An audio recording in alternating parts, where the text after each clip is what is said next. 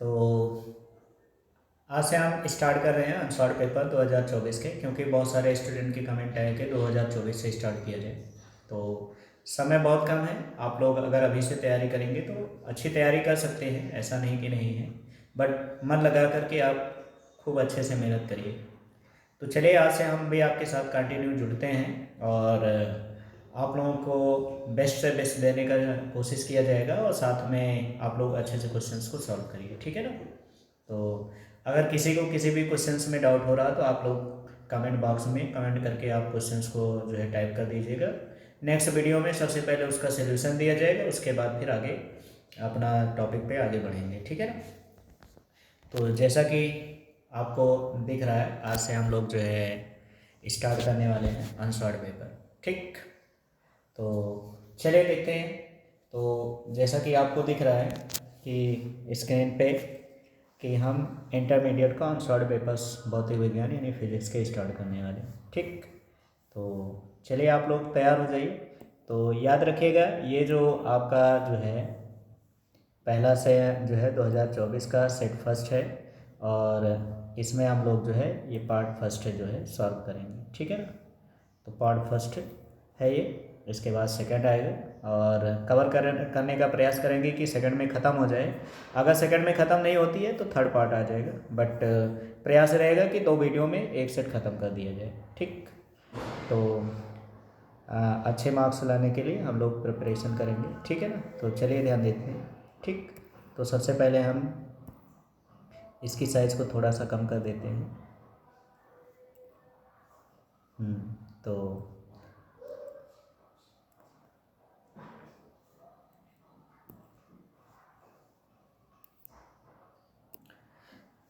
चलिए इसको एक किनारे लगा देते हैं और हम लोग शुरू करते हैं। तो सबसे पहले हम फर्स्ट पेज पे आ जाते हैं।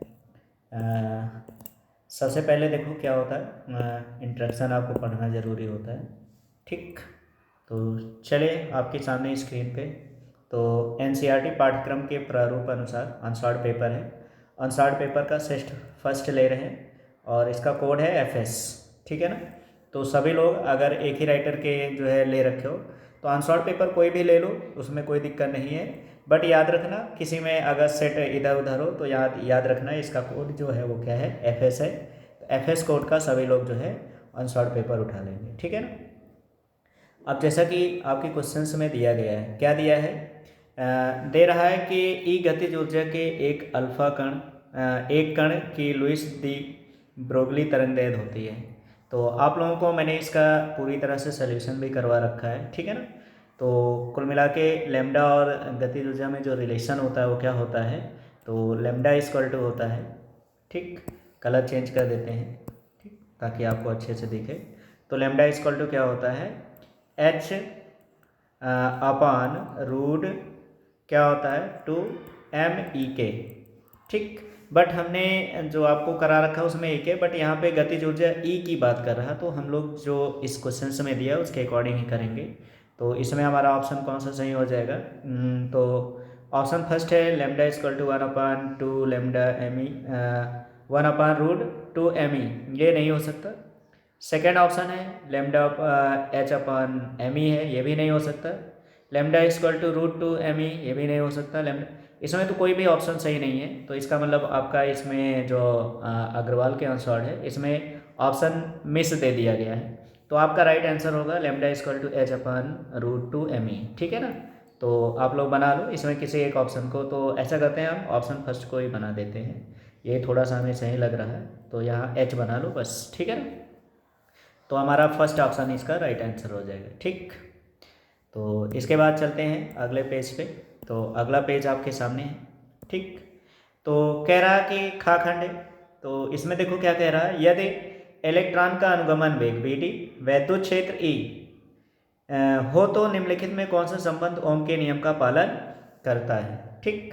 तो ओम के नियम का पालन करता है, अगर हम लोग यहाँ पे देखें तो देखो रिलेशन अगर बनाना चाहें तो रिलेशन आप देखो, I इक्वल टू आपको फार्मूला बताया गया है, ठीक। I इक्वल टू NEAVD, और हम लोग जो विभव सूत्र जानते हैं, ठीक है ना। V इक्वल टू क्या होता है,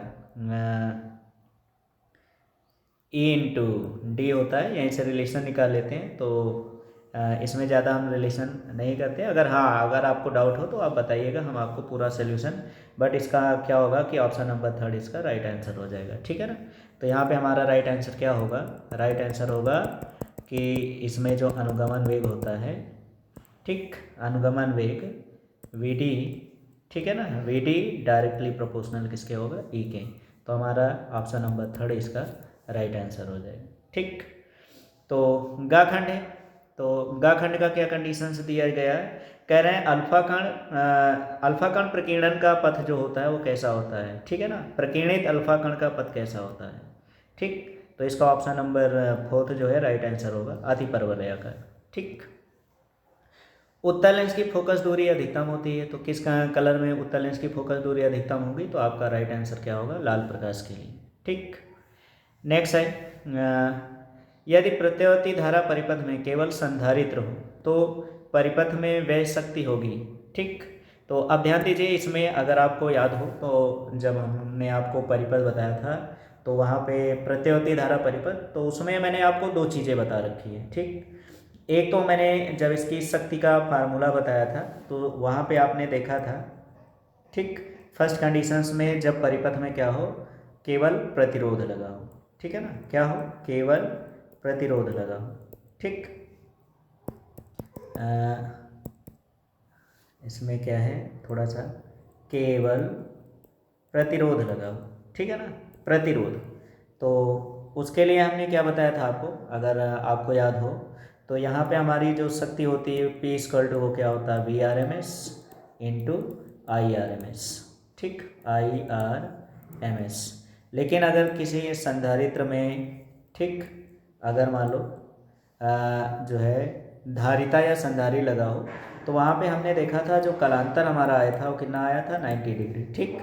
और इसके बाद हमारा जो कंडीशंस होता है, जो फार्मूला होता है P इक्वल टू वो क्या होता है, तो आपको याद होगा VRMS into IRMS into cos phi, ठीक। तो यहाँ पे जब हम फाई की वैल्यूज़ 90 डिग्री रखेंगे तो कॉस फाई यहाँ पे 90 हो जाएगा, तो कॉस 90 की वैल्यूज़ क्या होती है, 0। तो कोई भी नंबर हमारा होगा तो 0 हो जाएगा, तो इसलिए हमारा जो राइट आंसर होगा वो क्या होगा, 0 डिग्री, ठीक है ना। तो इसमें हमारा जो राइट आंसर है वो क्या है, तो P इक्वल टू 0, ठीक है ना, P इक्वल टू क्या हो जाएगा, 0, यही हमारा क्या होगा, राइट आंसर। तो इसका सेकंड पार्ट हमारा राइट आंसर हो जाएगा, ठीक। नेक्स्ट है, आगे चलते हैं अगले पेज पे। तो अगला पेज आपके सामने खुल गया है। तो इसमें देखो कह रहा 2 बिंदु आवेशों के वायु में निश्चित दूरी पर रखने पर उनके बीच 80 न्यूटन का बल लगता है, ठीक। तो ऐसा करते हैं, कैमरा को ऑफ कर देते हैं और आप लोगों को अच्छे से समझाते हैं, ठीक है ना। तो चलिए ध्यान देते हैं कैसे हम क्वेश्चंस को सॉल्व करेंगे, ठीक। तो चा खंड का सलूशन हम लोग जानने जा रहे हैं, खंड चा, ठीक। तो कह रहे हैं 2 बिंदु आवेशों को वायु में एक निश्चित दूरी पर रखने पर उनके बीच 80 न्यूटन का बल कार्य करता है। तो वायु के लिए, ठीक, 80 न्यूटन का बल लग रहा है, तो FA इक्वल टू हो गया 80, ठीक। और फिर कह रहे हैं कि जब इन्हीं आवेशों के एक परावैद्युत माध्यम में इतनी ही दूरी पर रखा जाए तो इन पर 8 न्यूटन का बल कार्य करता है, ठीक। तो जब किसी मीडियम में आ जाता है तो उस पर 8 न्यूटन का बल काम करता है। तो आपसे पूछा गया है माध्यम के परावैद्युतांक होगा। तो देखो अगर हम इसमें रिलेशन निकालें तो रिलेशन के अकॉर्डिंग भी निकाल सकते हो। तो एक बार हम आपको बता देते हैं, जैसे अगर हम वायु के लिए निकालें, वायु के लिए, ठीक, रिलेशन निकाल के हम आपको दिखाते हैं। तो आपको पता है फार्मूला क्या होता है, FA इक्वल टू होता है 1/4 epsilon 0 Q1 Q2 upon R square, ठीक, ये होता है। और अगर हम माध्यम के लिए निकालेंगे तो माध्यम के लिए अगर हम कंडीशन निकालें तो क्या हो जाएगा, F मीडियम इक्वल टू क्या होता है, 1/4 एप्सिलॉन 0 K, क्योंकि माध्यम का परावैद्युतांक क्या है, K। और यहाँ हो जाएगा Q1 Q2 upon R square, क्योंकि यहाँ पे क्वेश्चन में दिया गया उतनी ही दूरी पर रखा जाए, ठीक। तो अगर एक कंडीशन ये बन गया है, एक कंडीशन ये बन गया है, तो हमें क्या करना है, हमें परावैद्युता निकालना, तो हम क्या करते हैं, दोनों को डिवाइड कर देते हैं। ठीक, तो इक्वेशन फर्स्ट में से इक्वेशन सेकंड को जब डिवाइड करोगे तो हमारा कंडीशंस क्या हो जाएगा, F A upon F M is equal to, यहाँ हो जाएगा 1/4 पाई एप्सिलॉन 0, ये बन गया आपका Q1 Q2 upon R square, और अपान में नीचे हो गया 1/4 पाई एप्सिलॉन 0 के, और ये हो गया Q1 Q2 upon R square. तो ये पार्ट से ये पार्ट कैंसिल होगा, 4 पाई से 4 पाई कैंसिल हो जाएगा, और ये के पलट के ऊपर चला जाएगा, तो क्या बन जाएगा, F A upon F M equal to किसके हो जाएगा, के। ठीक, तो यहाँ पे हमारा जो कंडीशंस आ गया है, ठीक, वो क्या आ गया है, तो अब ये रिलेशन बन गया है, तो हमें के की वैल्यूज़ फाइंड करनी, तो के इक्वल टू कितना हो जाएगा, तो वायु में हमें जो फोर्स दिया है वो कितना है 80, और माध्यम में जो दिया गया है वो कितना दिया 8, तो इसको जब डिवाइड करेंगे तो के इक्वल टू कितना हो जाएगा 10, ये आपका राइट आंसर हो जाएगा। तो इसका जो राइट आंसर होगा वो क्या होगा, सेकेंड नंबर। ठीक है ना, तो सेकेंड इसका राइट आंसर हो जाएगा। ठीक, अब देखो नेक्स्ट है, सेकेंड नंबर है इसका। ठीक, तो अब अगला खंड शुरू हो गया, तो खंड बा में देखते हैं हमारा कंडीशंस क्या होते हैं। ठीक, तो चलिए देख लेते हैं। तो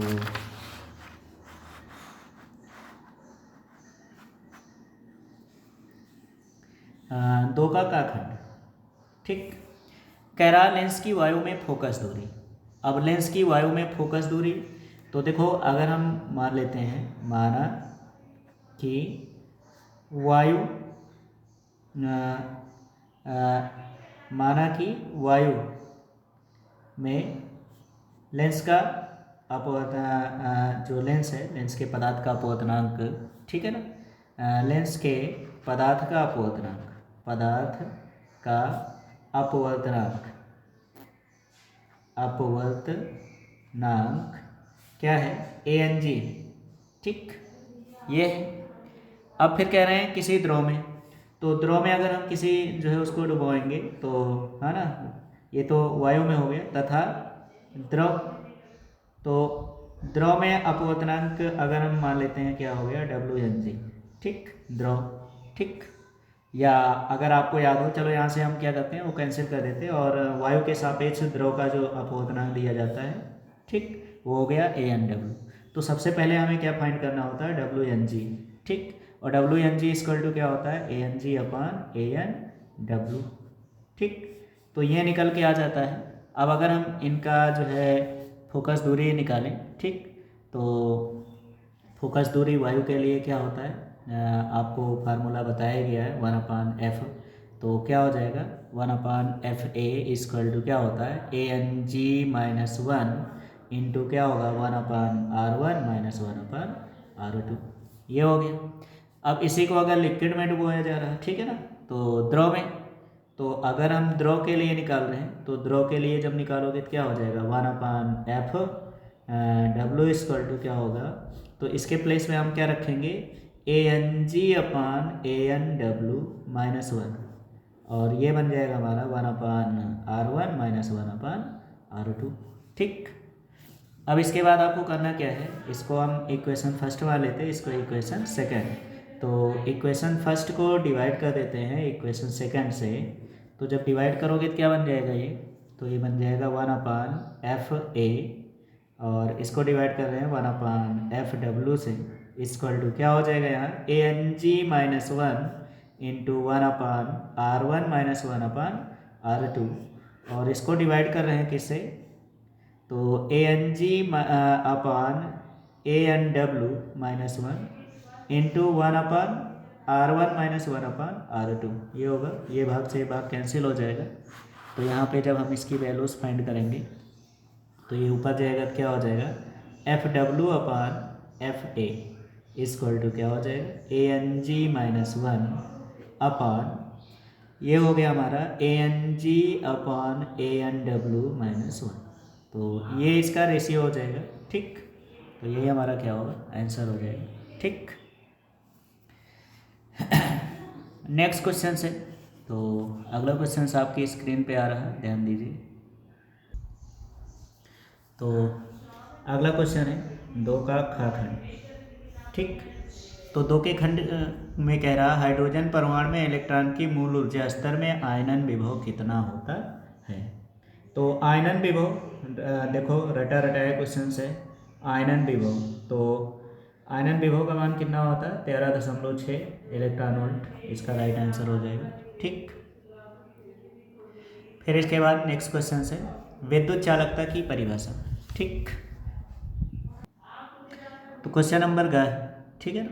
अब गा खंड के बारे में हम जो लोग जान लेते हैं, तो गा खंड में क्या बताना है हमें, विद्युत चालकता की परिभाषा एवं विमेय सूत्र, ठीक।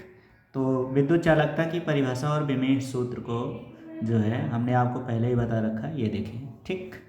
तो ये है आपका गा खंड। तो विद्युत चालकता क्या होती है, वैद्युत प्रतिरोध के व्युत्क्रम को विद्युत चालकता कहते हैं, इसे जी से प्रदर्शित करते हैं। फार्मूला क्या होता है, G=1/R, और इसका मात्रक क्या होता है ओम इनवर्स या मेहो या साइमन कहते हैं। और इसका विमेय सूत्र क्या होता है m-1 L² T⁻3 A⁴ ठीक। ये होता है इसकी जो है परिभाषा। तो आपके क्वेश्चन में कहा गया था कि हमें इसकी क्या क्या बतानी है, तो इसमें हमें क्या बताना है, विद्युत चालकता की परिभाषा विमेय सूत्र लिखना है, ठीक। तो इसमें जितना कहा गया बस आप उतना करेंगे, ठीक। तो इसके हमने सारी चीज़ें आपको बता दी है, तो सारी चीज़ों को आप आसानी से कर सकते हो, ठीक है ना। ये देखिए, तो परिभाषा क्या होगी, वैद्युत प्रतिरोध के व्युत्क्रम को वैद्युत चालकता कहते हैं और इसे जी से प्रदर्शित किया जाता है। G=1/R, मात्रक भी बता दिए और इसका विमेय सूत्र इतना होता है, ठीक। तो आई होप आपको ये क्वेश्चन भी समझ में आ गए हो। अब देखते हैं अगला क्वेश्चन क्या पूछ रहा है, तो अगले क्वेश्चन पे चलते हैं, ठीक। तो अगले क्वेश्चन क्या है, ध्यान दीजिएगा, ठीक।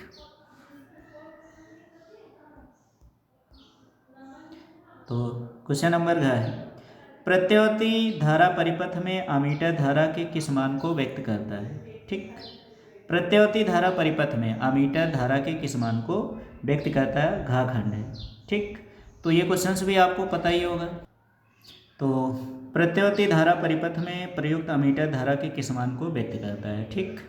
तो इसका आंसर हमने पहले से जो है इसमें लिख रखा है, तो आपको यहाँ पे ध्यान दीजिए। वैसे प्रत्यावर्ती धारा परिपथ जो होती है अमीटर में धारा के वर्ग माध्य मूल मान को प्रदर्शित करता है, ठीक।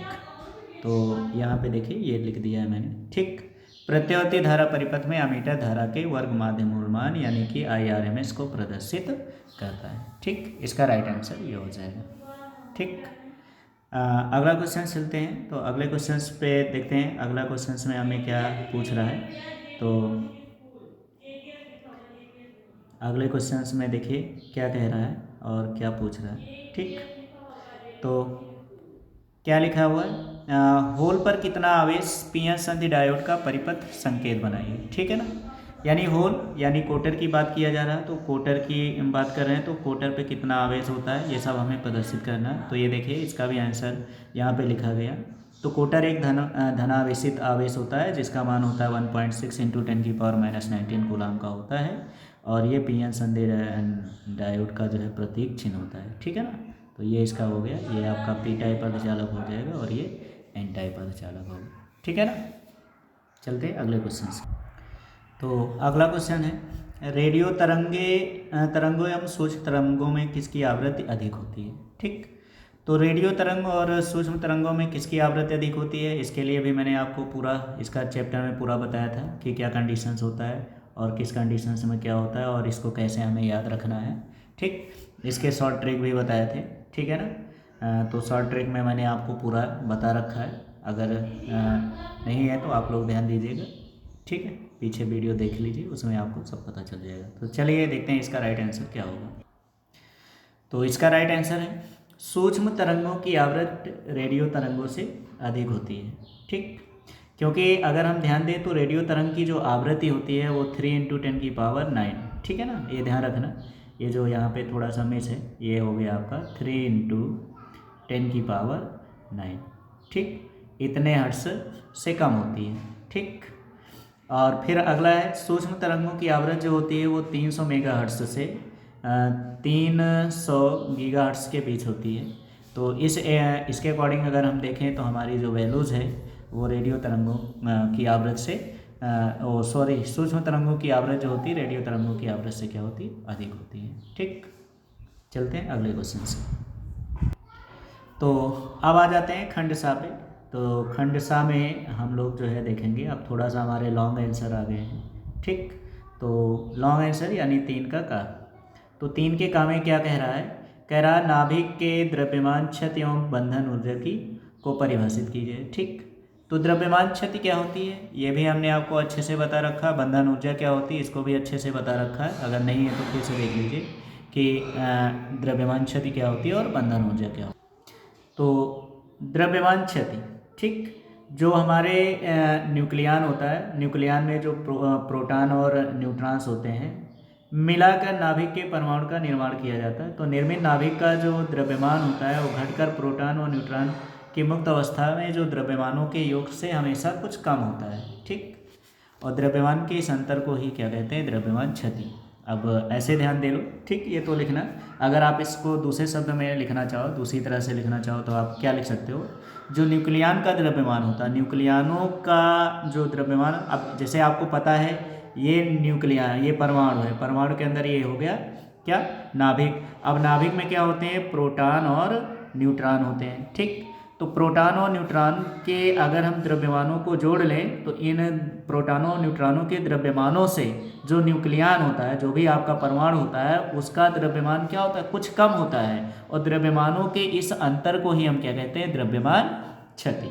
तो द्रव्यमान क्षति का फार्मूला क्या होता है, हमने आपको उधर बता भी रखा था। तो द्रव्यमान क्षति यानी डेल्टा एम जेड क्या होता है, कोई भी आपका परमाणु होता है तो जैसे परमाणु है तो परमाणु का ये क्या होता है, परमाणु क्रमांक, और ए क्या होता है, परमाणु भार होता है। ठीक, तो हमें जैसे किसी भी परमाणु में प्रोटॉन कितने हैं तो प्रोटॉनों की संख्या हम जेड से निकाल लेते हैं। तो जेड एमपी प्लस ए माइनस जेड, तो परमाणु भार में से परमाणु क्रमांक को माइनस कर दोगे तो न्यूट्रॉनों की संख्या आ जाएगी, और इनका योग करके हम अगर न्यूक्लियन के द्रव्यमान को घटा देंगे तो जो वैल्यूज हमें प्राप्त होगी वही हमारी होगी द्रव्यमान क्षति, जहाँ एमपी का मतलब हो गया प्रोटॉन का द्रव्यमान। ठीक, नेक्स्ट है एम एन का मतलब हो गया न्यूट्रॉन का द्रव्यमान, और एम कैपिटल एन का मतलब हो गया नाभिक का द्रव्यमान। ठीक, इसके बाद है नाभिकीय बंधन ऊर्जा। तो नाभिकीय बंधन ऊर्जा, अब जैसे नाभिक होता है, नाभिक में जो हमारे घटक कण हैं, घटक कण का मतलब हो गया प्रोटॉन और न्यूट्रॉन। ठीक, प्रोटॉन और न्यूट्रॉन। ठीक, तो प्रोटॉनों और न्यूट्रॉनों को अलग अलग करने के लिए आवश्यक ऊर्जा को ही नाभिक की बंधन ऊर्जा कहते हैं। ठीक, तो इसे ही हम बंधन ऊर्जा के नाम से जानते हैं। ठीक, आई होप आपको इसका आंसर समझ में आ गया होगा। अब चलते हैं हम लोग नेक्स्ट क्वेश्चन पे। अगला क्वेश्चन है खाखंड। ठीक, अब खाखंड पे हम लोग देखते हैं क्या कंडीशंस आती है। तो भाई ये न्यूमेरिकल है, तो चलिए इसको हम कैसे सॉल्व करेंगे। तो कॉपी निकाल लीजिए और इसको हम लोग सॉल्व करने जा रहे हैं। कैसे इसे हमें सॉल्व करना है ये चीज़ देखते हैं। ठीक, तो चलिए देखते हैं। तो कह रहा क्राउन कांच से द्विउत्तल लेंस बनाना है। ठीक, लेंस के पृष्ठों की त्रिज्या कितनी रखी जाए। ठीक है ना, लेंसों के पृष्ठ की त्रिज्या, तो ध्यान देना हमें द्विअवतल लेंस बनाना है। तो कह रहे हैं त्रिज्या कितनी रखी जाए कि लेंस की क्षमता -2.5 डायोप्टर हो। तो भैया क्षमता की बात किया है तो सबसे पहले हमें ये निकाल लेना चाहिए कि क्वेश्चन में क्या गिवन है ना। तो गिवन दैट, ठीक, क्या है, तो लेंस की क्षमता को हम P से प्रेजेंट करते हैं जिसकी वैल्यूज हो गई -2.5 डायोप्टर। और इसके बाद आगे दिया गया है क्राउन कांच का अपवर्तनांक। तो अपवर्तनांक यानी कि n। ठीक, तो n = हो गया 1.65। ठीक, तो इसका अपवर्तनांक हो गया 6 पॉइंट, इतना हमारे पास गिवन है। ठीक, अब सबसे पहले हमें क्या करना है, फोकस दूरी फाइंड कर लेनी। तो चूँकि आपको पता है फोकस दूरी यानी f जो होती है वो लेंस की क्षमता के व्युत्क्रमानुपाती होता है यानी p हो गया। ठीक, अब अगर हम 1/p रख रहे हैं तो इसका मतलब हमारी वैल्यूज जो होगी वो सेंटीमीटर में मीटर में आएगी, और हम इसको सेंटीमीटर में कन्वर्ट करेंगे तो इसको लिखेंगे 100/p।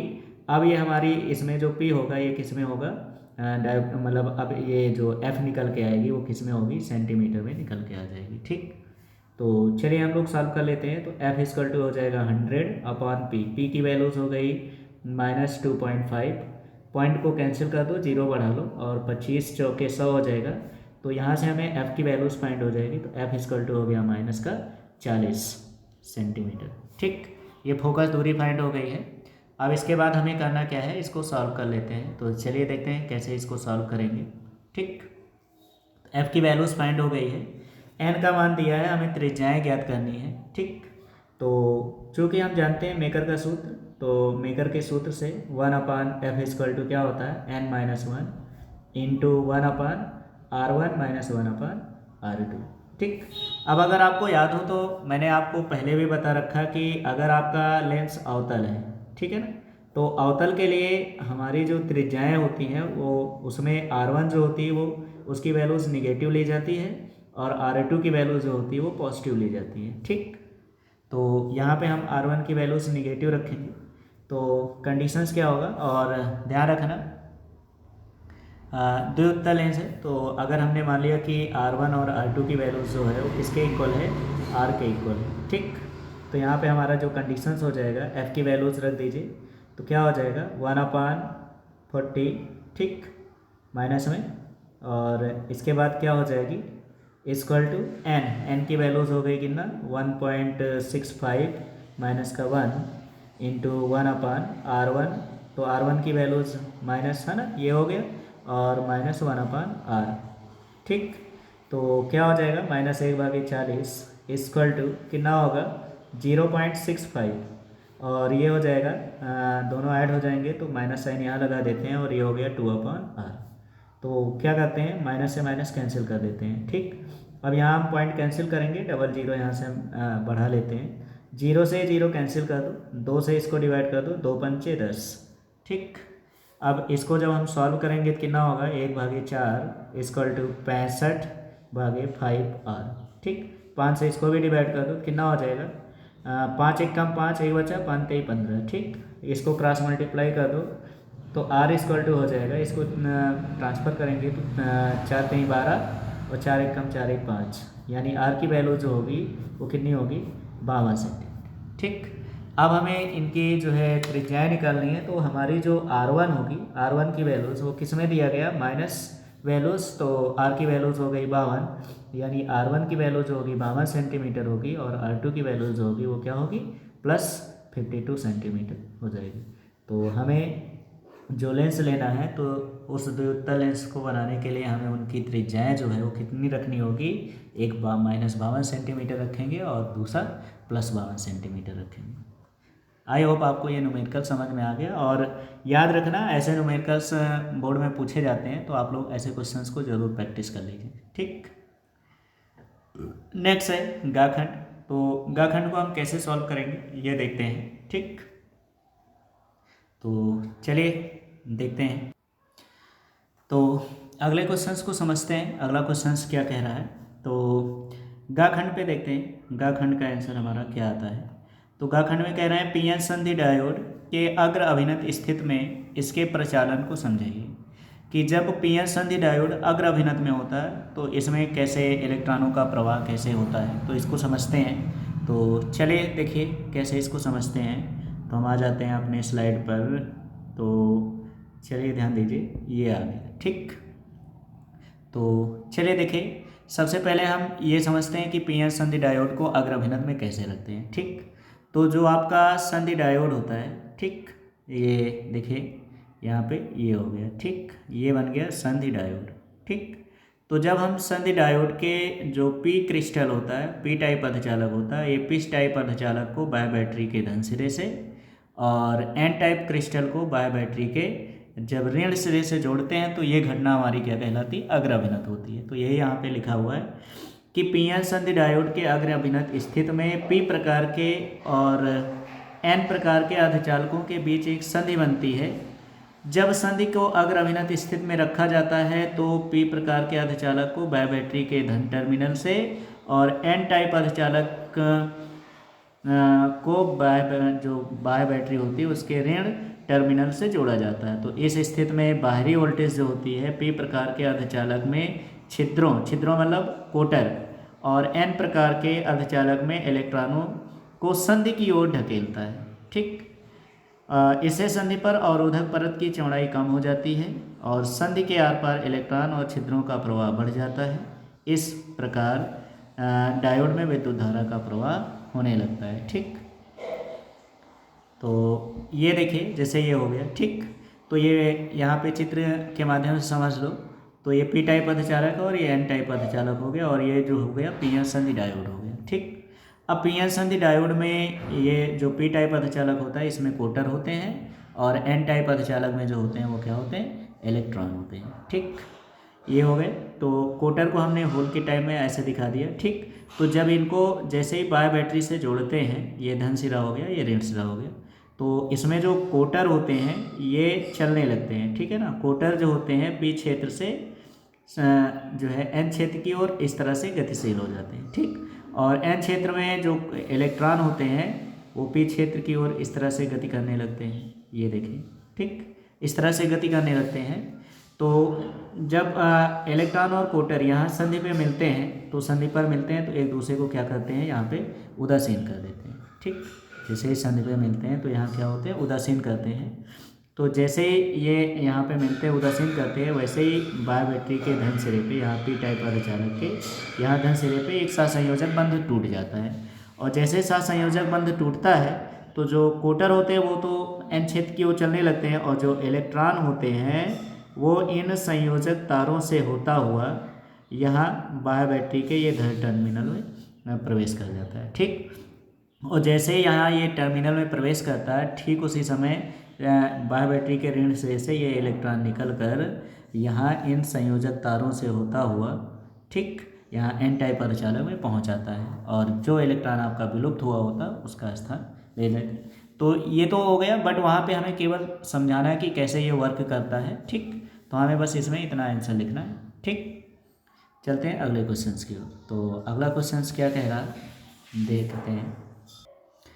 तो अगला क्वेश्चन हो गया, घाखंड आ गया है। ठीक, तो इसके बारे में समझते हैं घाखंड क्या कह रहा। तो इसमें कह रहा अमीटर में शंट प्रतिरोध मान को बढ़ा देने पर उसके परास तथा सुग्राहिता पर क्या प्रभाव पड़ता है। ठीक, तो चलिए देखते हैं इसका आंसर क्या होगा। तो देखिए इसका उत्तर हो गया, अमीटर में शंट प्रतिरोध के मान को बढ़ाने पर उसके परास में कमी आती है और जब परास की में कमी आती है तो उसकी सुग्राहिता क्या होती है, बढ़ जाती है। ठीक, तो ये होगा इसका आंसर।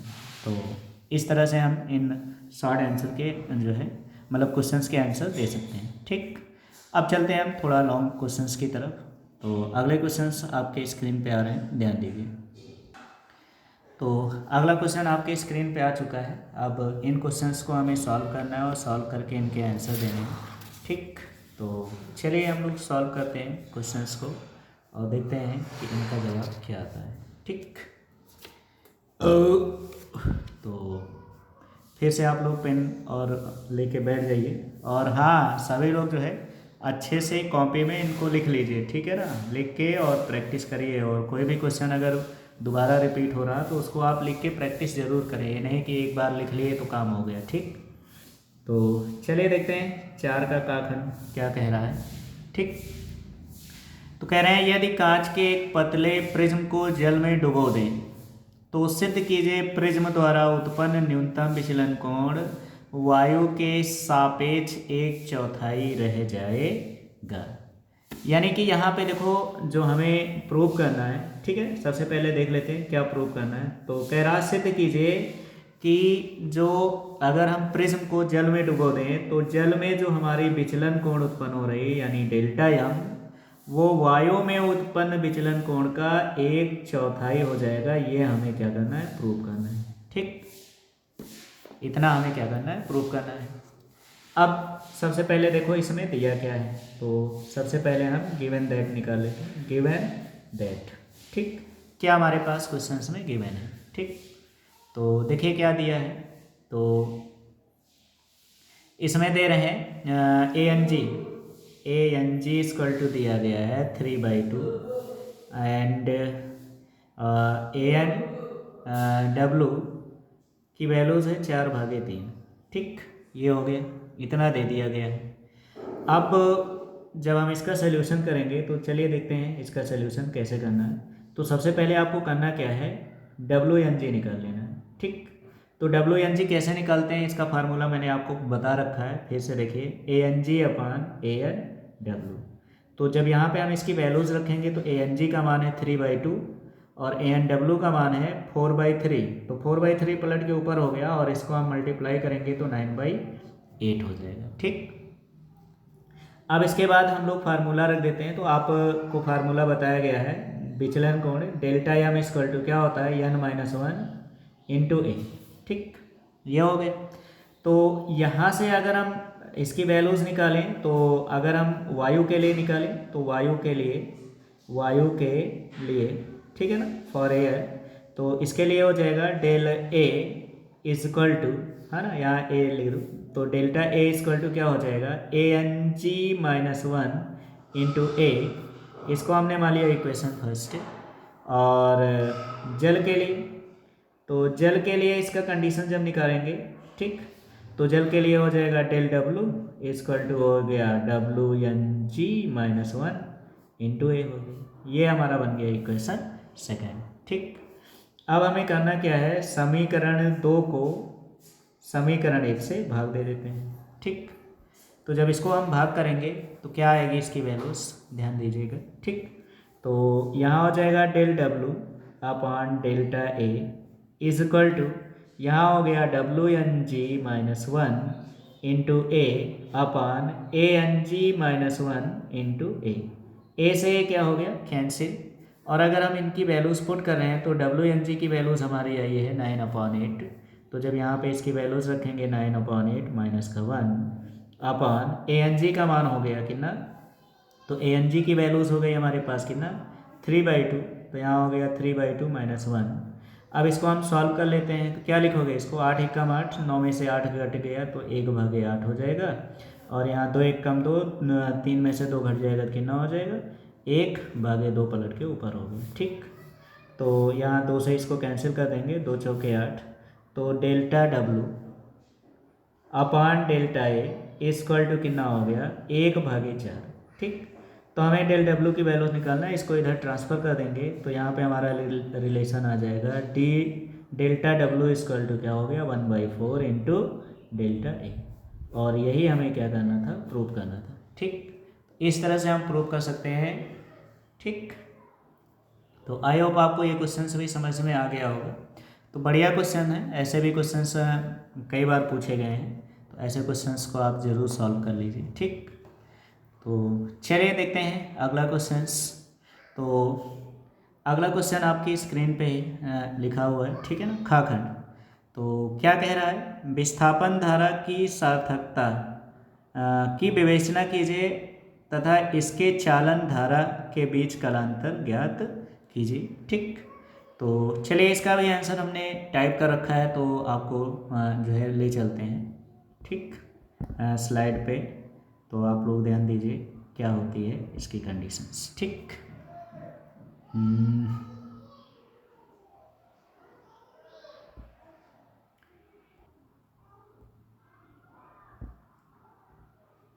तो आपके स्क्रीन पे क्वेश्चंस का आंसर आ गया है। तो क्या कह रहा है, विस्थापन धारा, पहले विस्थापन धारा क्या होती है ये जान लो। तो विस्थापन धारा किसी क्षेत्र में एक निश्चित समय में होने वाले कुल प्रवाह को दर्शाती है। यह विद्युत क्षेत्र में चार्ज के प्रवाह का माप है। विस्थापन धारा जो होती है वो बदलते विद्युत क्षेत्र के कारण उत्पन्न होती है। ठीक, और विस्थापन धारा को आईडी से प्रेजेंट किया जाता है, जिसकी वैल्यूज हो गया ε0 d/φE/dt। ठीक, तो ये होती है आपकी विस्थापन धारा जो परिवर्ती विद्युत क्षेत्र के कारण उत्पन्न होती है। अब विस्थापन धारा और चालन धारा में जो कलांतर होता है वो कितना होता है, 90 डिग्री का होता है, ये ध्यान रखना। ठीक, तो विस्थापन धारा और कलांतर में चालन धारा में जो कलांतर होता है वो कितना होता है, 90 डिग्री। ठीक, चलते हैं अगले क्वेश्चन में। तो चलिए देखते हैं क्वेश्चन नंबर का। तो क्वेश्चन नंबर का क्या कह रहा, नाभिकीय विखंडन एवं नाभिकीय संलयन को उदाहरण सहित समझाइए। ठीक, तो इसको भी हम स्लाइड के माध्यम से समझ लेते हैं। देखिए इसको भी यहाँ पे अच्छे से जो है मेंशन कर रखे हैं, ठीक। तो सबसे पहले हम हेडिंग डालेंगे नाभिकीय विखंडन। तो नाभिकीय विखंडन हेडिंग डालने के बाद फिर देखते हैं इसमें क्या पूछा गया और क्या हमें बताना है, ठीक। तो देखिए यहाँ पे दिया गया है। तो नाभिकीय विखंडन की प्रक्रिया क्या होती है? जब कि भारी नाभिक का दो या दो से अधिक हल्के नाभिकों में टूटने की प्रक्रिया को नाभिकीय विखंडन कहते हैं। यानी कि जब कोई भारी नाभिक दो या दो से अधिक हल्के नाभिकों में टूटता है तो इस घटना को क्या कहते हैं? नाभिकीय विखंडन कहते हैं, ठीक। अब एग्जाम्पल के लिए हम देंगे, जैसे हमारा यूरेनियम होता है, तो यूरेनियम पे जब न्यूट्रॉनों की बमबारी की जाती है, ठीक, तो ये यूरेनियम नाभिक जो है Ba और Kr दो चीज़ों में टूट जाता है। और ध्यान दीजिए इसमें न्यूट्रॉन निकलते हैं। तो न्यूट्रॉन के कितने अणु निकलते हैं? तो याद रखना 3 अणु निकलते हैं। कितने अणु निकलते हैं? 3 अणु जो है न्यूट्रॉन के और निकलते हैं, साथ में हमारी कुछ एनर्जी मुक्त होती है, ठीक। तो ये घटना आपकी कहलाएगी नाभिकीय विखंडन। इसके बाद नेक्स्ट है नाभिकीय संलयन। संलयन का मतलब क्या होता है? जुड़ना। तो जब दो हल्के नाभिक संयुक्त होकर के मिल करके एक भारी नाभिक का निर्माण करते हैं तो इस घटना को क्या कहते हैं? नाभिकीय संलयन कहते हैं। जैसे अगर हम बात करें कि जो है सूर्य में इतनी ऊर्जा कहाँ से आती है, तो ये सूर्य में ऊर्जा आने का जो स्रोत होता है वो नाभिकीय संलयन ही होता है। और इसमें जो इतनी अपार ऊर्जा है उसका कारण भी नाभिकीय संलयन होता है। तो इसमें क्या होते हैं? छोटे छोटे नाभिक मिल करके भारी नाभिक का निर्माण करते हैं, जिससे इसमें अपार एनर्जी होती है, ठीक। अब इसके लिए हमने ले लिया है, ये टाइटेनियम है और ये ड्यूटेरियम है। तो टाइटेनियम और ड्यूटेरियम मिल करके क्या बनाते हैं? हीलियम नाभिक का निर्माण करते हैं। और इससे क्या होता है? न्यूट्रॉन और 17.6 मेगा इलेक्ट्रॉन वोल्ट ऊर्जा भी होती है, ठीक। तो इस तरह से हम इसका आंसर लिख देंगे। चलिए चलते हैं अगले स्लाइड पे। तो अगले क्वेश्चंस की ओर देखते हैं। तो ध्यान दीजिए क्वेश्चंस, अब इसका हमें आंसर देना है। तो चलिए फिर से हम कॉपी पेन निकाल लेते हैं और देखते हैं इसका सलूशन कैसे करना है, ठीक। तो क्वेश्चन नंबर घ, तो क्या कह रहा है? सबसे पहले क्वेश्चंस को पढ़ते हैं। कह रहे हैं प्लास्टिक की एक गोली जिसका द्रव्यमान 3.2 × 10⁻⁻15 किलोग्राम है, ठीक। तो सबसे पहले टैबलेशन बनाओ गिवन दैट का, ठीक। क्या गिवन है? तो मॉस m दे दिया गया 3.2 × 10⁻⁻15 किलोग्राम, -15 किलोग्राम इसका जो है दे दिया गया है। और साथ में क्या कह रहे हैं? दो क्षैतिज समांतर आविष्ट प्लेटों के बीच स्थिर अवस्था में संतुलित है। तो एक प्लेट ये जैसा कि आपके चित्र में बना हुआ है और एक प्लेट ये है, ठीक। इस पे जो चार्ज है वो ऋण चार्ज है, ठीक। इस पे क्या है? ऋण चार्ज है। और इस पे कैसा चार्ज है? धन चार्ज है, ठीक। ये हो गया, ठीक। और ये आपकी जो है बूंद हो गई, यानी ये पॉइंट है, ठीक, जो प्लेटों के बाद लटकी है। तो इसका वेट जो हो गया वो mg नीचे की ओर है और इस पर फोर्स जो है QE ऊपर की ओर लगा है, ठीक। तो फिर आगे कह रहा है स्थिर अवस्था में संतुलित है, गोली पर कितने इलेक्ट्रॉन कम या ज़्यादा होंगे ये हमें निकालना है, ठीक। और इसके बाद हमें जी की वैल्यूज़ भी दे दी गई है 10 मीटर पर सेकेंड स्क्वायर, ठीक। तो याद रखना क्वेश्चंस में जो दिया रहे वही रखेंगे। अगर जी की वैल्यूज़ ना दिया रहता तो हम लोग 9.8 रखते हैं, ठीक। तो चलिए देखते हैं कैसे इसको सॉल्व करना है। तो चूंकि आपको पता है संतुलन अवस्था में लटके है, इसका मतलब क्या हो गया कि QE जो होगा वो किसके बराबर होगा? mg के, ठीक। तो हमें क्या निकालना है? इलेक्ट्रॉनों की संख्या, ठीक है ना। तो चूंकि आपको पता है QE बराबर क्या होता है? Ne, ठीक, ये होता है। तो हम Q के प्लेस पे अगर इसकी वैल्यूज रख देंगे तो क्या हो जाएगा? Ne into capital E equal to mg। तो इसको इधर ट्रांसफर कर दो तो n इक्वल टू क्या होगा? mg upon small E into capital E, ठीक, ये हो गया। अब अगर हम यहाँ पे बात करें किसकी, तो देखो E की वैल्यूज़ जो है आपको दिया गया है कि नहीं दिया गया? नहीं दिया गया है। तो हम लोग क्या करते हैं यहाँ पे जो है G है या M है, ठीक। तो N की वैल्यूज़ फाइंड करना है, ठीक। तो चलो मान रख दो। तो E की वैल्यूज़ कैसे फाइंड करेंगे? हाँ, स्मॉल ई यानी इलेक्ट्रॉन है, तो इलेक्ट्रॉन का द्रव्यमान तो आपको पता ही है, ठीक। तो यहाँ पे हम लोग इसकी वैल्यूज़ रख देते हैं। तो n इक्वल टू हो गया m का मान हो गया 3.2 इंटू 10⁻⁻15, ठीक। g का मान हो गया 10, e की वैल्यूज़ हो गई 1.6 इंटू 10⁻⁻19, ठीक।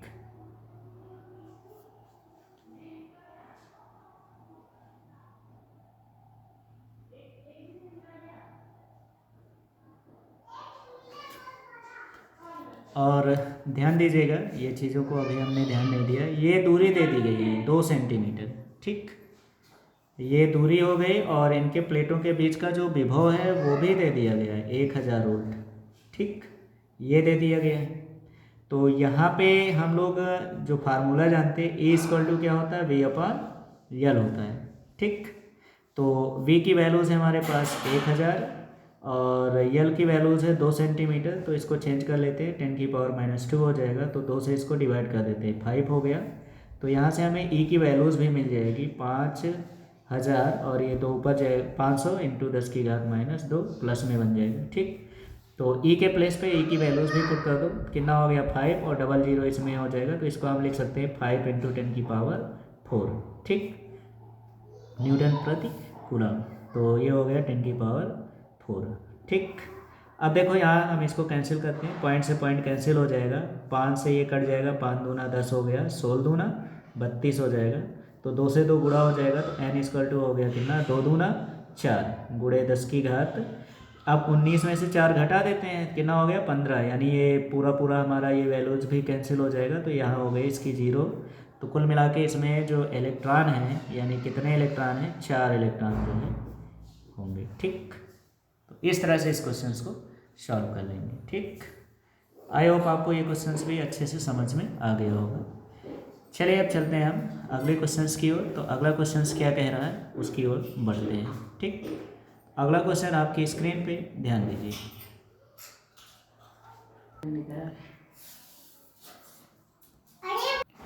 तो अगला क्वेश्चन आपकी स्क्रीन पे है, क्या कह रहा है क्वेश्चन। तो चलिए देखते हैं, अगले क्वेश्चंस को हम सॉल्व करते हैं। तो क्वेश्चन है, विद्युत चुम्बकीय तरंगे क्या होती हैं, इनके संचरण आरेख बनाइए और संचरण आरेख में वैद्युत क्षेत्र आयाम एवं चुम्बकीय क्षेत्र आयाम को दिखाइए, ठीक। तो चलते हैं स्लाइड पे देखते हैं, ये देखें, ठीक। तो सबसे पहले हम जान लेते हैं कि वैद्युत चुम्बकीय तरंगे क्या होती हैं। तो मैक्सवेल विद्युत चुम्बकीय सिद्धांत के अनुसार जब किसी विद्युत परिपथ में परिवर्ती विद्युत धारा बहती है तो उसके कारण चुम्बकीय क्षेत्र उत्पन्न होता है जो परिवर्ती वैद्युत क्षेत्र के लंबवत होता है। इस स्थिति में परिपथ में ऊर्जा तरंगों के रूप में प्रसारित होती है और इन तरंगों को ही विद्युत चुम्बकीय तरंगे कहते हैं, ठीक। इन विद्युत चुम्बकीय तरंगों में विद्युत एवं चुम्बकीय क्षेत्र परस्पर लंबवत तथा तरंग संचरण की दिशा के भी लंबवत होते हैं और ये दोनों क्षेत्र साथ साथ कला में आवर्ती रूप से परिवर्तित होते रहते हैं, ठीक। ये तो हो गया आपकी वैद्युत चुम्बकीय तरंगे, यानी इसमें जो पहला आपका कंडीशंस दिया था, ठीक, वैद्युत चुम्बकीय तरंगे क्या होती है, तो इसका हम आंसर इतना लिख देंगे, ठीक। इसके बाद आगे क्वेश्चन में क्या कह रहा है, कह रहा है कि इनका संचरण आरेख बनाइए, ठीक। तो संचरण आरेख बनाइए और आरेख में वैद्युत क्षेत्र और चुम्बकीय क्षेत्र के आयाम को हमें प्रदर्शित करना है। तो सबसे पहले आपको संचरण आरेख बना देना है, ठीक, जैसा कि हमने आपको यहाँ फिगर में दिख रहा है, ठीक। संचरण आरेख के बनाने के बाद फिर इसमें हमें वैद्युत क्षेत्र और चुम्बकीय क्षेत्र आयाम दिखाना है। तो ये जो ऊपर का पार्ट होता है ये आपका हो गया वैद्युत क्षेत्र आयाम, जिसको हम E0 से प्रेजेंट करते हैं, और नीचे हमारा हो गया परिवर्ती चुम्बकीय क्षेत्र आयाम, जिसे हम किसे प्रेजेंट करते हैं, B0 से प्रेजेंट करते हैं, ठीक। तो ये हो गया वैद्युत और चुम्बकीय क्षेत्र, और ये आपकी जो होती है एक्स अक्ष, ये तरंग संचरण की दिशा को प्रेजेंट करती है, ठीक। तो इस तरह से हम इस क्वेश्चन को आराम से सॉल्व कर लेंगे, ठीक। तो इसका आंसर ये हो गया, ठीक। अब चलते हैं हम अगले क्वेश्चंस की ओर। तो आप लोग इसको अच्छे से तैयार कर लीजिए। तो अगले क्वेश्चंस में क्या कह रहा है ये ध्यान देते हैं। तो अगला क्वेश्चन हमारा आपके स्क्रीन पे आ गया है। तो क्या कह रहा है, अब 5 नंबर है, तो 5 नंबर क्वेश्चंस का हमें आंसर देना, तो 5 का खंड, ठीक। तो देखते हैं क्या कह रहा है, व्यतिकरण को परिभाषित कीजिए, समपोषी व्यतिकरण तथा विनाशी व्यतिकरण को की दशाएं लिखिए, ठीक। तो चलिए देखिए इसका जो स्लाइड पे क्या है। सबसे पहले हम व्यतिकरण के बारे में समझते हैं। तो व्यतिकरण क्या होती है, तो व्यतिकरण हेडिंग डाल के लिखेंगे, जब दो तरंगों के बीच अध्यारोपण के कारण माध्यम के कुछ बिंदुओं पर परिणामी तीव्रता अधिकतम तथा कुछ बिंदुओं पर परिणामी तीव्रता न्यूनतम होने की घटना तरंगों का व्यतिकरण कहते हैं या कहलाता है। ठीक, अब व्यतिकरण कितने टाइप्स के होते हैं? 2 प्रकार के होते हैं। तो हमें उनमें ये बताना है, तो हमें क्वेश्चंस में ये कहा गया है कि संपोषी व्यतिकरण तथा विनाशी व्यतिकरण की दशाएं लिखिए। तो इनकी दशाएं क्या होती हैं? तो संपोषी व्यतिकरण, तो आपको हमने इसको डेरिवेटिव टाइप में भी लिख दिया है। ठीक, और डेरिवेशन भी पूरा अच्छे से करवाया है, ध्यान दीजिएगा। तो व्यतिकरण करने वाली तरंगें जिन बिंदुओं पे एक ही कला में मिलते हैं, अर्थात जिन बिंदुओं पे तरंगों के बीच का कलांतर 0 हो या 2 पाई हो या 4 पाई हो और उनके पथांतर जो है 0 लैम्डा 2 लैम्डा, ठीक है ना, 3 लैम्डा ऐसे होते हैं, उन बिंदुओं पे तरंग की परिणामी तीव्रता क्या होती है? अधिकतम होती है। और इसका मान, ये डेरिवेशन भी हमने आपको करा रखा है, तो k = a1 + a2 का होल स्क्वायर, दोनों तरंगों की अलग अलग तीव्रताओं के योग यानी a1² + a2² से अधिक होता है। ठीक, इन बिंदुओं पर परिणामी तरंग का जो आयाम होता है वो a1 + a2 दोनों तरंगों के आयाम के योग के बराबर होता है। अतः ये हमारी कंडीशन जो होती है वो क्या होती है? संपोषी व्यतिकरण। ठीक, नेक्स्ट है इसी का विनाशी व्यतिकरण। तो विनाशी व्यतिकरण में क्या होता है कि व्यतिकरण करने वाली तरंग जिन बिंदुओं पे विपरीत कला में होते हैं, अर्थात जिन बिंदुओं पर तरंगों के बीच का कलांतर जो पाई हो गया 3 पाई या 5 पाई और पथांतर λ/2 3 λ/2 या 5 λ/2 होते हैं, और इन बिंदुओं पे परिणामी तीव्रता क्या होती है? न्यूनतम होती है। ठीक, और इनका मान जो होता है a1 - a2 के होल स्क्वायर, यानी कि दोनों तरंगों के अलग अलग तीव्रताओं के योग यानी a1² + a2² से क्या होती है? कम होती है। तो इन बिंदुओं पे परिणामी तरंग का आयाम a1 + a2 तरंगों के आयाम के अंतर के बराबर होता है। तो ये घटना हमारी क्या कहलाती है? विनाशी व्यतिकरण। ठीक है, इस तरह से हम इन क्वेश्चंस को सॉल्व करेंगे। ठीक, तो चलते हैं अगले क्वेश्चंस पे। तो अगला क्वेश्चन हमारी स्क्रीन पे ध्यान दीजिए। ठीक, अब अगले क्वेश्चंस का हमें सल्यूशन करना है। ठीक, तो चलिए आ जाते हैं हम लोग इसको कैसे सॉल्व करते हैं। तो चलिए देखते हैं। ठीक, तो फिर से ध्यान दीजिए। ठीक, तो ये कैलकुलेशन का क्वेश्चन आ गया। देखने में तो बहुत हार्ड होता है बट बहुत ही सरल होता है, खाखन। ठीक, तो चलो देखते हैं, सॉल्व करते हैं। तो क्या कह रहा है? ऑक्सीजन का परमाणु द्रव्यमान 16.00 AMU है। इसकी प्रति न्यूक्लियन बंधन ऊर्जा ज्ञात कीजिए। इलेक्ट्रॉन का द्रव्यमान 0.0055 AMU, प्रोटॉन का द्रव्यमान, न्यूट्रॉन का द्रव्यमान, और 1 AMU किसके बराबर है? 931 मेगा इलेक्ट्रॉन वोल्ट के बराबर है। तो सबसे पहला काम आपको क्या करना है? द्रव्यमान क्षति निकालनी है। और द्रव्यमान क्षति का फार्मूला हमने आपको बता रखा है, Z×MP + A - Z×Mn, और इनके योग में से हम न्यूक्लियन के योग को क्या कर देंगे? माइनस कर देंगे, तो हमें मिल जाएगा क्या? द्रव्यमान। ठीक, तो यहाँ पे ध्यान रखना, इलेक्ट्रॉनों की संख्या भी दिया है, तो इलेक्ट्रॉनों का भी हमें मास यहाँ पे क्या करना होगा? घटाना होगा, तो Me। ठीक, ये हो जाएगा। तो चलिए हल कर लेते हैं। तो ΔM = अब यहाँ देखो, जो परमाणु है ऑक्सीजन है, जिसका परमाणु क्रमांक होता है 8 और परमाणु भार हो गया 16। तो क्या हो जाएगा? = यहाँ हो गया 8 × प्रोटॉन। प्रोटॉन का द्रव्यमान दिया गया है, कितना दिया है? तो 1.007593 प्लस A - Z यानी 16 में से 8 घटा देंगे तो कितना हो जाएगा? 8 × न्यूट्रॉन। तो न्यूट्रॉन का द्रव्यमान है हमारे पास 1.008982 माइनस 16.000 में से इलेक्ट्रॉन यानी 8 × इसकी वैल्यूज दे दी गई है कितना? 0.00055। ठीक, इनको मल्टीप्लाई कर लेते हैं और मल्टीप्लाई करके ऐड कर लेते हैं। ठीक, तो आप लोग इनको जो है कैलकुलेट कर लेना। हम इसकी डायरेक्ट वैल्यू से लिख देते हैं। तो जब इसको हम 8 से मल्टीप्लाई करेंगे और 8 से मल्टीप्लाई करने के बाद जब इसको ऐड करेंगे तो इसकी वैल्यूज हो जाएगी कितनी? 16.132600। फिर यहाँ हो गया माइनस, और इसको हम 8 से मल्टीप्लाई करके जब 16 में से इसको माइनस करेंगे तो इसकी वैल्यूज़ कितनी हो जाएगी, तो ये बन जाएगा 15.9956। ठीक, ये हो गया। अब इसमें से इसको माइनस कर दीजिए, तो जब माइनस करेंगे तो हमें द्रव्यमान क्षति मिल जाएगी, डेल्टा एम इक्वल टू कितना हो जाएगा, तो माइनस करने पे इसकी वैल्यूज आ रही है 0 पॉइंट। ठीक, संगणक का प्रयोग कर रहे हैं हम, यानी कैलकुलेटर से, तो ये आ गई इसकी वैल्यूज। ठीक, अब ध्यान रखना ये मान जो हमारा प्राप्त हुआ वो किस में प्राप्त हुआ, AMU। अब चूंकि आपको पता है एक AMU की वैल्यू जो होती है वो 931 मेगा इलेक्ट्रॉन वोल्ट के बराबर होता है, तो हम क्या करते हैं इसको मल्टीप्लाई कर लेते हैं, तो हमारी वैल्यूज जो होगी वो मिल जाएगी। तो डेल्टा एम इक्वल टू हो गया 0.1370, इसको मल्टीप्लाई करते हैं 931 से, तो यहाँ पे हमें डेल्टा एम की वैल्यूज फाइंड हो जाएगी कितनी, तो ये हो जाएगा आपका 127.547 मेगा इलेक्ट्रॉन वोल्ट। ठीक, ये हो गया। अब हमें क्या निकालना है, हमें निकालना है प्रति न्यूक्लियन बंधन ऊर्जा। तो फार्मूला क्या होता है, प्रति न्यूक्लियन बंधन ऊर्जा इजकल टू क्या होती है, द्रव्यमान क्षति बटे परमाणु भार। ठीक, तो द्रव्यमान क्षति हमारी आ गई 127.547 भागे 16।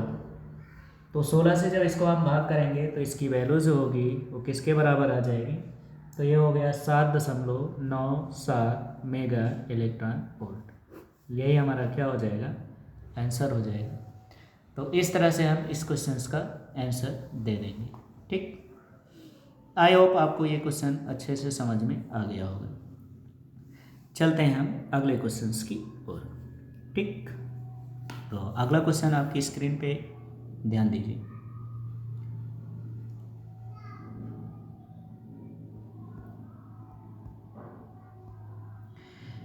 तो ग खंड में देखो कह रहा है, दो समांतर धारावाही चालकों के बीच लगने वाले बल की प्रकृति ज्ञात कीजिए जब नंबर 1 चालकों में धारा की दिशा समान हो। अब तो तार हो, ठीक है ना, ये हो गया। अब इनमें अगर दोनों में धारा समान दिशा में हो, यानी I1 इधर की और I2 भी इधर हो। ठीक, तो जब धारा समान दिशा में होती है तो याद रख लो कि चालकों के बीच जो लगने वाला बल होता है वो कैसा होता है, आकर्षण बल होता है। ठीक, इसी के विपरीत अगर मान लो चालकों की दिशा जो है विपरीत, जैसे एक चालक ये हो गया, दूसरा ये, एक में धारा I1 ऊपर की ओर जा रही और दूसरे में धारा आपकी नीचे की ओर आ रही। ठीक, तो इस सिचुएशन में जो धारा मतलब इन दोनों पे जो लगने वाला बल होगा वो कैसा होगा, प्रतिकर्षण होगा। तो इसको कैसे लिखना है वो आप यहाँ देख लो, इसके अकॉर्डिंग आप लिख लेंगे। ठीक, तो ये है आपको जवाब। ठीक है ना, दो समांतर धारावाही चालकों के बीच लगने वाले बल की प्रकृति इस बात पर निर्भर करती है कि चालकों में धारा की दिशा क्या है। अब जब चालकों में धारा की दिशा समान होती है तो उनके बीच आकर्षण बल लगता है। जब चालकों में धारा की दिशा विपरीत होती है तो उनके बीच प्रतिकर्षण बल लगता है। इस तरह से हम इसका आंसर दे देंगे। ठीक, तो इसका राइट आंसर ये हो गया। ठीक, अब चलते हैं हम अगले क्वेश्चंस में। तो चलिए देखते हैं अगला क्वेश्चन है घाखंड। ठीक, अब घाखंड क्वेश्चंस को हम सॉल्व करते हैं। तो क्या कह रहा है ये ध्यान दीजिएगा। कह रहा व्हीटस्टोन सेतु के संतुलन अवस्था में उसकी भुजाओं के प्रतिरोधों के बीच संबंध स्थापित कीजिए। ठीक, तो हमें इसका संबंध स्थापित करना है, तो सबसे पहले हमें क्या करना है, इसका फिगर ड्रॉ कर लेते हैं। तो जैसा कि आपके चित्र में दिख रहा है, ठीक, इस तरह से हम इसका फिगर ड्रॉ कर लेंगे। ठीक, और फिर इसके बाद हम इसका सलूशन करते हैं। तो चलिए देखिए कैसे हम इसका सलूशन करते हैं। तो इस तरह से आप चित्र बना लीजिए। ठीक, इसमें 3 प्रतिरोध हो गए, R1, R2, R3, RX, but इसको हमने नाम दे दिया P1। ठीक, P ये हो गया Q, ये हो जाएगा आपका R और ये हो गया S। ठीक, इस तरह से इसका नेम दे दीजिएगा, और इसका नाम हम दे देते हैं ए, ठीक। ये हो गया बी, ये हो गया आपका सी, और ये हो गया डी, ठीक। तो इस तरह से हम नाम दे दिए हैं। ये गैल्वेनोमीटर लगा हुआ, ठीक, यहाँ पे ये हो गए। अब इसमें जो धारा I1 है, ठीक, यहाँ से, और इसमें धारा I2 है, ठीक। तो ये इस तरह से फ्लो हो रही है, ठीक। तो स्टेटमेंट में सबसे पहले हम लोग ये रखते हैं, है ना। तो हीट स्टोन सेतु का प्रयोग हम किस में करते हैं? अज्ञात तार का प्रतिरोध ज्ञात करने में किया जाता है। तो इसके स्टेटमेंट में लिख देंगे, माना कि एक जो है चतुर्भुज है ABCD, जिसके प्रत्येक भुजा पे PQRS प्रतिरोध लगे हैं, ठीक। इसके विकर्ण BD के मध्य एक गैल्वेनोमीटर लगा हुआ है, तथा विकर्ण AC को एक जो है बैटरी यानी सेल से जोड़ देते हैं, ठीक। और इसका जो सिद्धांत होता है वो क्या होता है? किसी समांतर चतुर्भुज के किन्हीं दो भुजाओं के प्रतिरोधों का अनुपात शेष दो संलग्न भुजाओं के प्रतिरोधों के अनुपात के बराबर होता है, यानी P/Q = R/S। ये चीज़ हमें फाइंड करना है, ठीक। तो चलिए, तो सबसे पहले हम क्या करते हैं, इसमें ले लेते हैं लूप। तो लूप क्या नाम देगा इसका? ABDA में, ठीक। तो ABDA में हम किरचॉफ का 2-3 नियम लगाएंगे, ठीक है ना। तो किरचॉफ के 2-3 नियम से, 2-3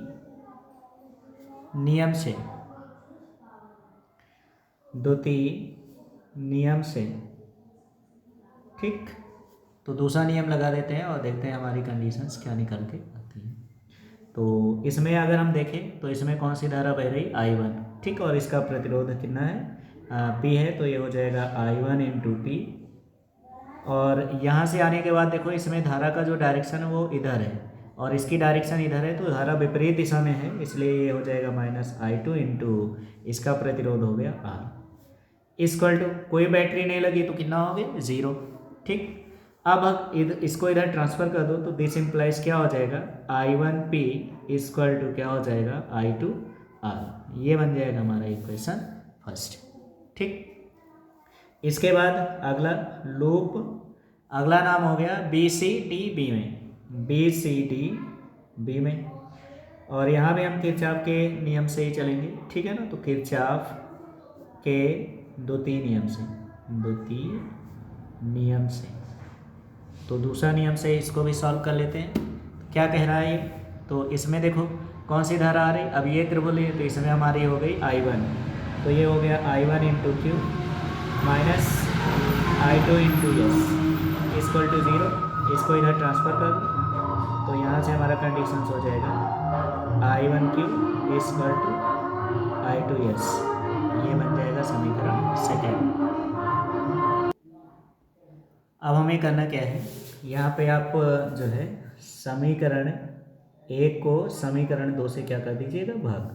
तो जब भाग करेंगे तो ये हो जाएगा I1P / I1Q = इधर हो जाएगा आपका I2R अपान इधर हो गया I2S। I1 से I1 कैंसिल हो जाएगा, I2 से I2 कैंसिल हो जाएगा, और ये हो गया आपका P/Q = R/S। यही हमारा फाइनल आंसर। इस तरह से इसका प्रूफ कर देंगे, ठीक। आई होप आपको क्वेश्चन अच्छे से समझ में आ गया होगा। अब हम चलते हैं नेक्स्ट क्वेश्चन की ओर। तो अगला क्वेश्चन आपकी स्क्रीन पे आ रहा है, ध्यान दीजिए, ठीक। तो इसी का अथवा क्वेश्चन है, तो इस अथवा को हम कैसे सॉल्व करेंगे ये भी देख लेते हैं, ठीक।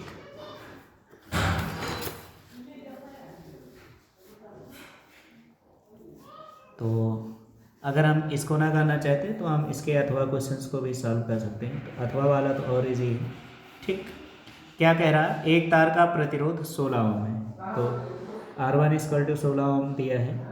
अब इन्होंने क्या कह रखा कि भुजाओं का पिघला कर पहले से आधी कर दी जाए, यानी n की वैल्यूज़ है 1/2। तो हमने आपको बताया था फार्मूला, R2 = क्या होता है? n² R1, ठीक। तो R2 = हो जाएगा n², n की वैल्यूज़ हो गई 1/2 का स्क्वायर इंटू R1 की वैल्यूज़ हो गई 16। तो 1/2 का स्क्वायर 4 × 16, 4 से इसको कैंसिल कर देंगे, तो R2 की वैल्यूज़ कितनी हो जाएगी, 4 ओम। ये हो जाएगा हमारा आंसर। इस तरह से इस क्वेश्चन को हम सॉल्व कर लेंगे। ठीक, आई होप आपको ये क्वेश्चन भी समझ में आ गया है। अब हम चलते हैं अगले क्वेश्चन की ओर। तो अगला क्वेश्चन आपकी स्क्रीन पे आ रहा है, ध्यान दीजिए। तो अगला क्वेश्चन है खंडंगर। ठीक, तो इसको हमें कैसे सॉल्व करना है, तो क्या कह रहा है, किसी समांतर प्लेट संधारित्र की धारिता के लिए व्यंजक प्राप्त कीजिए, इसकी धारिता कैसे बढ़ाएंगे। ठीक, तो ये क्वेश्चंस भी लगातार आने वाला क्वेश्चंस होता है, तो हमने आपको पहले ही बता रखा है कि मोस्ट आईएमपी है, इसको अच्छे से तैयार कर लो। ठीक, तो चलिए सबसे पहले हम फिगर ड्रा करेंगे। तो जैसा कि आपको चित्र में दिख रहा है, एक समांतर प्लेट है। ठीक, जिसे हम क्यू आवेश से आवेशित करते हैं, तो इस पे धनावेश और दूसरे प्लेट पे प्रेरण द्वारा ऋणावेश होता है, और प्लेटों के बीच की दूरी जो है वो क्या है, स्मॉल डी है, और सेकेंड वाली प्लेट को हम पृथ्वी से भूसंपर्कित कर देते हैं। ठीक, तो आपको पता है कि इन प्लेटों का जो आवेश घनत्व होता है, ठीक है ना, प्लेटों का आवेश घनत्व, प्लेटों का आवेश घनत्व, तो आवेश घनत्व का सूत्र क्या होता है, आवेश घनत्व यानी कि सिग्मा इक्वल टू होता है क्यू अपॉन ए। ठीक, अब सबसे पहले आपको क्या करना है, प्लेटों पर वैद्युत क्षेत्र की तीव्रता, ठीक है ना, तो प्लेटों पर वैद्युत क्षेत्र की तीव्रता यानी कि E इक्वल टू क्या होता है, सिग्मा अपान एप्सिलॉन जीरो।